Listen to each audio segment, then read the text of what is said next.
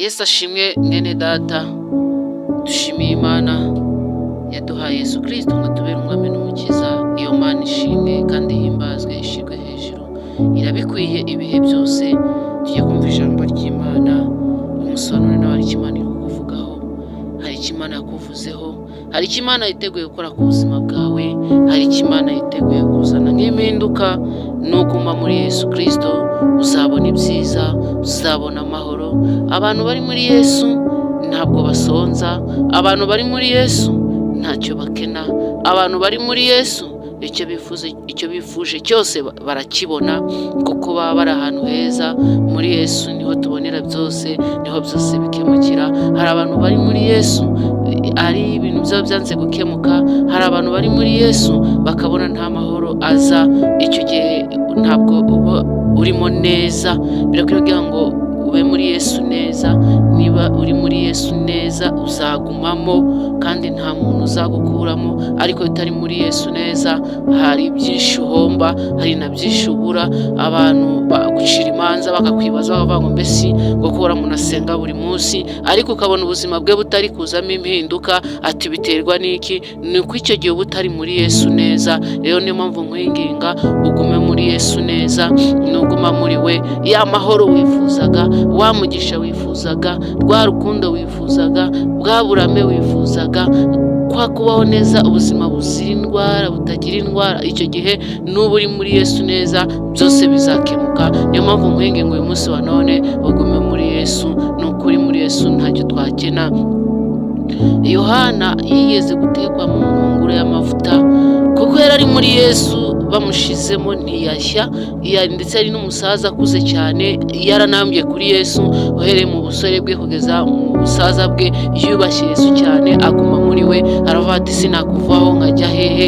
Kari weho, kari wowe ukiranuka, kari wowe ugira neza, kari wowe ufite ijambo ry'ihumure. Iyo Yesu avuze ngo komera urakomera, iyo Yesu avuze ngo tunga uratunga, iyo Yesu avuze ngo ubaka urubaka, iyo Yesu avuze iby'impinduka ku buzima bwawe, za mpinduka ziraza. Niyo mpamvu nkwinginze rero mwene data kugira ngo ugume muri Yesu, ugumemo. Yohana yagumyemo, baramutwika, yahuye n'ingorane, ahura n'abantu badakunda Kristo, baravuga ngo uyu muntu ari guhamya Yesu. Abantu benshi badashaka ko duhamya Kristo bamuvuga uko bashaka, bakamwamamaza uko atari. Nyamara twebwe twamumenye tukaguma muri we, dufite umugisha mwinshi, dufite umugisha mwinshi. Y'indwara zije ziratinya zigahunga, Imana ikaturinda kujya kuryama igihe kirekire hasi ku karago, turi mu bitaro turwaje cyangwa turwaye, kuko turi muri Yesu. Indwara ziraza zigakira. Yesu ajya aturinda n'indwara zikomeye z'ibikatu zatwica, akaturinda kwikubita hasi, akaturinda kurwara indwara zo mu mubiri zitagaragara, akaturinda diyabete ndetse n'izindi ndwara zikomeye. Niyo mpamvu rero dukwiye kuguma muri Yesu. Iyo uri muri Yesu rero nta gihombo, ahubwo ni igishoro cyiza. Niyo mpamvu nkwinginga kugira ngo ugume muri Yesu. Ubutumwa bwiza bwa Yesu Kristo uko bwanditswe na Yohana, ibice 15:5 akavuga ngo ninjye muzabibu namwe muri amashami, uguma muri njye nanjye nkaguma muri we, uwo ni we wera imbuto nyinshi, kuko ari ntacyo mubasha gukora mutamfite. Yesu niwe muzabibu, noneho data ni nyirawo uwuhingira. Niba Yesu ariwe muzabibu, hazeraho akazi kaba keze. Iyo keze urakabona. Ubucuruzi, iyo umuzabibu weze tugira ubucuruzi. Iyo umuzabibu weze urya neza. Iyo umuzabibu weze usaruramo amahoro, usaruramo imbuto y'amahoro, usaruramo imbuto y'umugisha. Iyo umuzabibu weze usaruramo ubumwe, usaruramo kwemerwa, kuko abantu bo ntibakwemera, ariko Imana yakwemeye kwemeza abantu. Icyo gihe usaruye muri wa muzabibu wa Yesu, ari we Yesu Kristo, ariko data akaba ari nyirawo uwuhingira. None natwe rero tugiye kuba muri Kristo kugira ngo tubashe kurya ku muzabibu wa Yesu. Tugiye kurya ku muzabibu. Burya ubuzima ari ugucamo, ntabwo wari urasarura. Igihe kirageze rero ngo ube muri Yesu usarure. Twese dufite uburenganzira bwo gusarura ariko icyo tuzarushanwa nuko tuzaba turi muri Yesu. Utari muri Yesu n'uri muri Yesu hazabamo itandukaniro. Niyo mpamvu nkwinginga mwene data kugira ngo uze ugume muri Yesu. Ugume muri Yesu, uzasaruramo kurindwa, uzasaruramo kurama, uzasaruramo byose ibyo wifuza ukiri muri iyi si uzabibona. Nukuri niwe nyine gusa niwe muzabibu w'ukuri.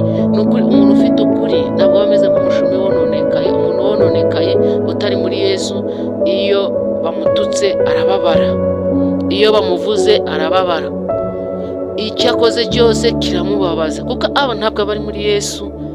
Aba ameze nk'aho yononekaye, aba yarahuye n'ingorane, aba yarahuye n'ibibazo, aba yarahuye n'ibikomeye, mbese muri we nta n'ibyiringiro aba afite, kuko aba ari kuvuga ngo Mana uzaninde kuba nka Yobu, uzaninde kuba nka Hana yari yabuze urubyaro.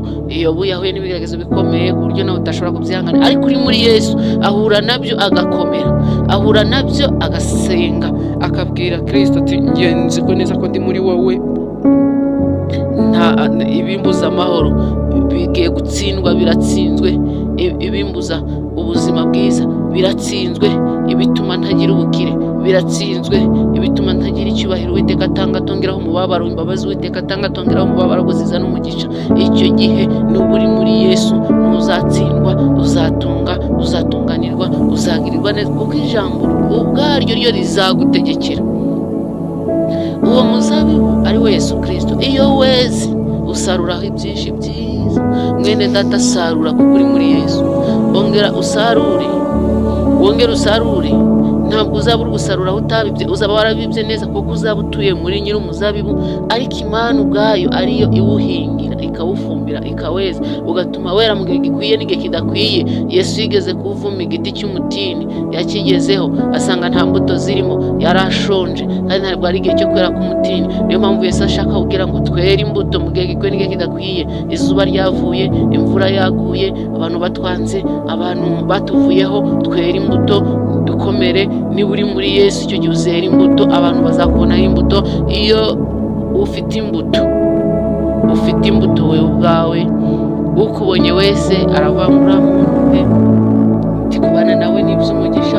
Iyo mubwiye ngo nsengere arabikora, iyo mubwiye ngo mu rugo nta kintu kiriyo ahita agambwirira impuhwe, akaza mu musozi akanyengengira Imana akavuga ati genda ubushobozi mfite naguha, ariko iyo mfite ndaguha mu izina rya Yesu. Urakibona agategeko ukabwira Imana ati Imana muhereza akazi, Imana igatanga. Harimo abantu Imana bari muri Kristo bo yahaye ububasha n'ubushobozi bwo gutegeka, kandi Imana ikabyumva ikabikora kuko ariyo nyiri gutegeka. Haleluya. Ndakwinginze rero mwene data, uyu munsi wa none nawe ube muri Kristo, ube mu muzabibu, ntuvemo, ugumemo, utindemo, uzaboneramo ibyiza, n'abandi bazaboneramo ibyiza. Icyo gihe ni wera imbuto, abantu bazagusaruraho ibyiza, bazagusaruraho inama, bazagusaruraho amahoro, bazagusaruraho umugisha. Ariko niba utari muri Yesu nta kintu bazagusaruramo, nta n'icyo bazakubonamo. Ahubwo abantu bazajya baragutinya, bakubonemo ikibi, bakubonemo utari we. Ariko n'ubu uri muri Yesu abantu bazakubona umukristo wa nyawe. Ese muri wowe umukristo? Ijambo ryatangira kutubwira ngo ubutumwa bwiza bwa Yesu Kristo bwanditswe na Yohana ibice 15:5 avuga ngo ninjye muzabibu. Yesu ari kwivuga ati ninjye muzabibu, ninjye mahoro, ninjye byiringiro, ninjye kazi, ninjye bucuruzi, ninjye kubaho, ninjye burame. Yesu niwe uri kubivuga avuga ngo ninjye muzabibu, ninjye utanga byose, ninjye ugaba, ninjye ugabira abami, ninjye utanga ubukire, ninjye utanga, ninjye ugirira neza abantu, ninjye utanga kubyara, ninjye utanga guheka, ninjye ukura mu bugumba, ninjye wubaka ingo. Yesu rero akubake uko utatekerezaga, ariko akubaka ati ninjye muzabibu, namwe muri amashami, natwe turi amashami ya Kristo. Dukwiriye rero natwe kwera kugira ngo abantu bazadusarureho biriya byo babona muri Kristo babituboneho. Niba ari umugisha bawutubonemo, ntibatuboneho uko tutari, ahubwo batubone neza. Uguma muri njye nanjye nkaguma muri we, uwo niwe wera imbuto nyinshi cyane, kuko ari ntacyo mubasha gukora mutamfite. Ubwo dufite Yesu Kristo tugiye gukora byinshi, kandi abantu bazatuboneramo byinshi. Nawe ukore byinshi kandi ukore ibyiza bishimwa n'amaraso ya Kristo. Ukora ibyiza, ukora ibyiza, ukora ibyiza, ukora ibyiza. Reka dusenge mu izina rya Yesu. Mwami ndagushimiye, urakoze kumvishe gusenga kwacu, kumvishije data n'ukuri ijambo ryacu. ijambo bazaryumva bose mu mahanga, mu Rwanda, hirya no hino, rizabeze, rizabakize, ribabere